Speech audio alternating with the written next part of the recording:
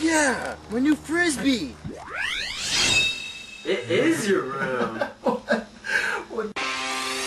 Teenage Mutant Ninja Turtles. Teenage Mutant Ninja Turtles. Teenage Mutant Ninja Turtles. Heroes in a half shell. Turtle power. While I was born in the 90s, I sort of got this secondhand nostalgia for 80s stuff during my teen years. It was all thanks to that new website YouTube and its video makers gushing about the era. The 2003 Turtles cartoon was my childhood, but those guys helped me revisit the original cartoon and live-action movies I barely remembered. Teenage Mutant Ninja Turtles 3 sucks shit. By 2007, there hadn't been a movie in over a decade, but 80s nostalgia was exploding. Literally every property came back in some form, so of course we got a new Turtles movie. TMNT. Because typing out the rest of the title would have been much harder for the graphic designers. Named after the great Renaissance masters and trained as ninjas. A movie made by Mucha, a smaller animation studio who never did a theatrical film before, just TV stuff. TMNT was given terrible reviews and seems kind of forgotten. But was the movie that bad, and was there a trilogy planned? Let's find out. It's Juice and Jam time. TMNT takes place after the Turtles gave up crime fighting as their villain Shredder is no more. Donnie is working a telephone hotline, probably trying to steal my credit card info. Mikey is a clown, but not just personality-wise this time. Meanwhile, Raphael still battles evil and has become the Night Watcher. Like a vigilante. Like a vigilante! Right, like right, a vigilante! And Leo is off in some unnamed Spanish village that has a church at the end of it while he does battle with Fidel Castro. That is until April comes to reunite them. I like this element of the gang having to come back together after essentially retiring. It's like, yeah, the Turtles are back. The turtles are back, dudes.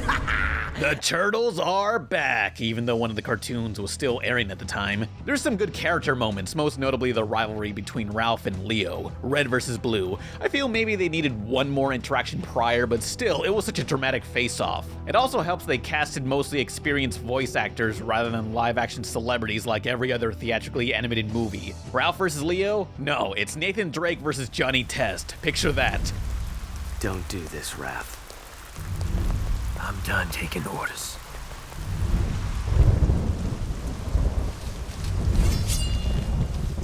I think the biggest name in Retrospective is Chris Evans as Casey Jones, who has appeared in literally every comic book inspired movie before becoming Captain America, though nothing can top his movie Cellular. Ricky Martin! Holy shit, you see that? The kid just got kidnapped! What? The villain, Maximilian Winters, is very underwritten, but Patrick Stewart really gives him life, and Aku Uncle Iroh himself, Mako, got to play Splinter in his final voice acting role. Cody is going to break up with Donna. I just know it. We interrupt the Gilmore Girls for this special news report. The end credits pay tribute to him and also give a special thanks to Harvey Weinstein. While I say the main characters are great, the humor was corny or just plain bad, which is a given for this franchise. Where this movie really fails is the generic storyline. Every 3,000 years, the stars align and some laser shoots into the sky, killing several astronauts. The laser portal released 13 monsters 3,000 years ago and granted the warrior who summoned them immortality. 3,000 years later in our time, this warrior, Max Winters, still needs to put these creatures back into the portal so he can no longer be immortal and can die peacefully. The warrior king was left to eternally walk the earth, unable to die or forget his horrible mistake. It's been 3,000 years and he has just now hired the Evil Foot Clan to capture those monsters. Apparently the monsters stuck around in New York together. You'd think the Turtles would have noticed these guys wreaking havoc earlier? Or maybe the monsters migrate together and so happen to be touring the city days before the planets align again and in the same city where the bad guys formed his corporation. The plot would have made more sense if he managed to capture some of the monsters during those 3,000 years and he desperately needed to contain the last 3 or so in time. Plus, this villain is isn't really doing anything all that villainous. Capturing monsters. Yeah, I can see why critics hated this. It's a bad story, but I feel the character drama and the B-plot is enough to make it a good movie. Could have been a lot better, at least for Turtle fans. I'd rank this around my second or third favorite. It's often seen as its own reboot, but some Easter eggs make reference to the prior live-action movies happening. Now, one complaint everyone echoes involves Raphael as the Night Watcher. Report of a disturbance on 32nd. No units available. They're playing my song. Time to punch it.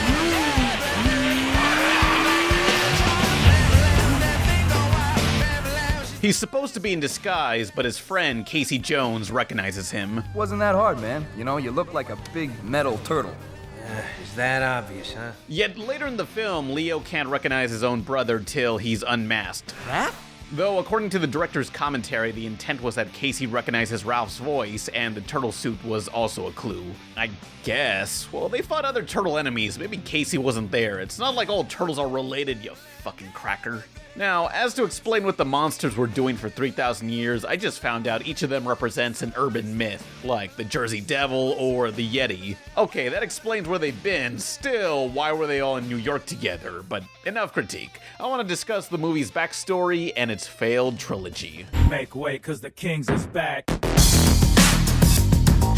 This was the result of development hell for a fourth movie, as many previous ideas were scrapped. Ideas range from a live-action film with some slightly more realistic turtle costumes to John Woo doing a totally different animated CG movie. After a 14-year gap between films, they settled on TMNT. Before production on said film began, there was an artist named Kevin Monroe busy on other projects at Imaji. Monroe heard the studio was acquiring the rights to the Turtles, so he kept pestering the higher-ups to let him direct, as he was a fan of the movies and comics. That's when he got to have dinner with Turtles co-creator Kevin Eastman as a sort of interview. Monroe asked Eastman to sign his copy of the first Turtles issue, which he did. The autograph read, "Dear Monroe, make a good movie, or else." That's when Monroe knew he got the job. So it was all smooth sailing from there, right?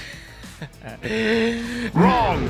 While the crew wrote and boarded the film in California, a lot of animation was done in Hong Kong. This led to a lot of communication issues for Monroe. When he complimented their progress on the film with words like cool, the foreign animators thought he was talking about the temperature. The Hong Kong studio had to be taught a few American slang words. Other miscommunications came when Monroe wanted to have a warehouse scene with wooden pallets on the boxes.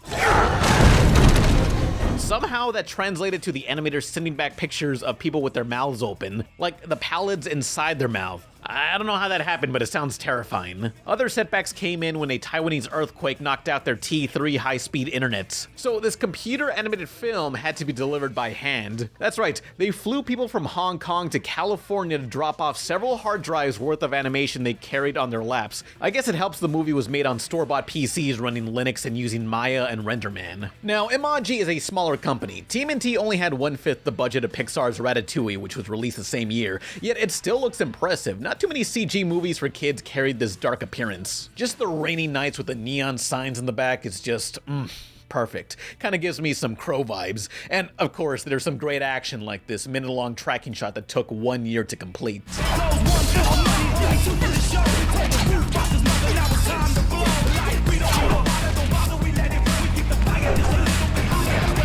It feels like TMNT's the most divisive Turtles movie. Critics hate it and many fans consider it too childish and wish it was live action, while other Turtle fans say the characters are just like the comics. It's not good enough to be the 90s movie or bad enough to be the Michael Bay Turtles. It's average, but I think it's still worth a watch. The story's pretty bad, but it's got some good characters and action to make up for it. Give it a try.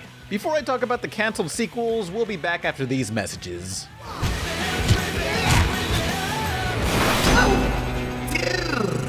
Going down. Hey, Ron. Hey, Billy.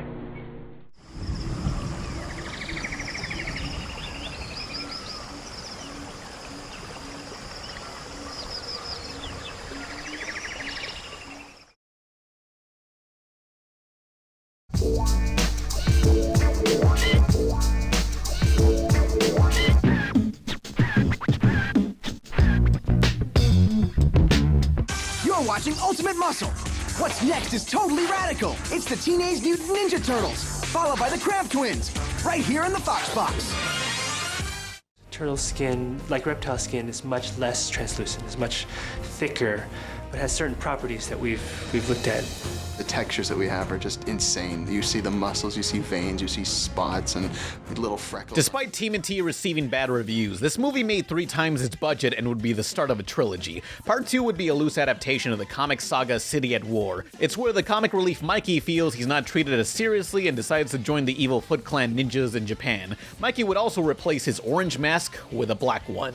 Ooh, scary. While in Japan, the Turtles would really have to grow up since Monroe mentioned they'd, quote, be losing Splinter. Not sure if he'd be killed off or simply go missing, but their arch nemesis, the Shredder, would finally return. Whereas in the first movie, Shredder only appeared as but a humble JPEG.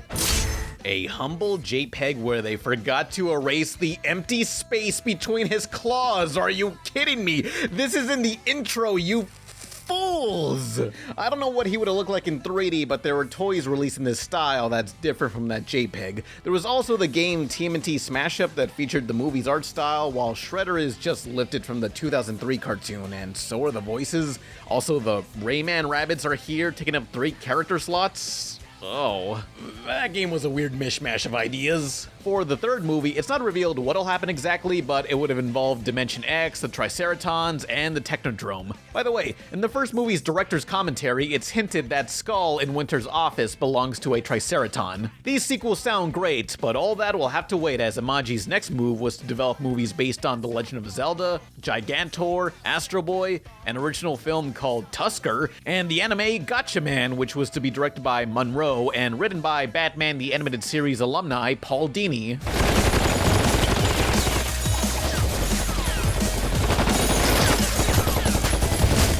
There was plenty of disagreement with the studio during Gatchaman's production, as 2 years into the project, Monroe left the studio while Imagi was facing serious financial issues. They laid off 80 animators and lost the rights to the Turtles. TMNT was their first and only theatrical movie, and it was based on such a huge brand. But even that wasn't all that successful. Imagi is stationed in Hong Kong, a heavily populated area high off taxes. Yes, TMNT made money, but that's nothing compared to what Pixar was making. If your business is doing just okay, it's not okay when property taxes are through the roof. Imagi needed their next film to be a hit, and that next film was Astro Boy. Astro Boy is pretty recognizable.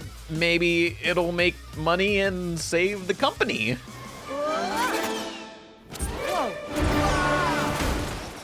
Uh-oh. Astro Boy from 2009 was a massive bomb while Imagi had nothing left. One by one, each of their global branches shut down, and all of those other projects I listed before were cancelled, leaving only 2 theatrical movies in their portfolio. They were a studio that may have not had the most well-written movies, but the attempt at more action-focused theatrical animation is something we still need more of. So, rip in peace, Imagi. You weren't the best, but you were definitely trying. And there ain't no bad guy or monster gonna ever change that.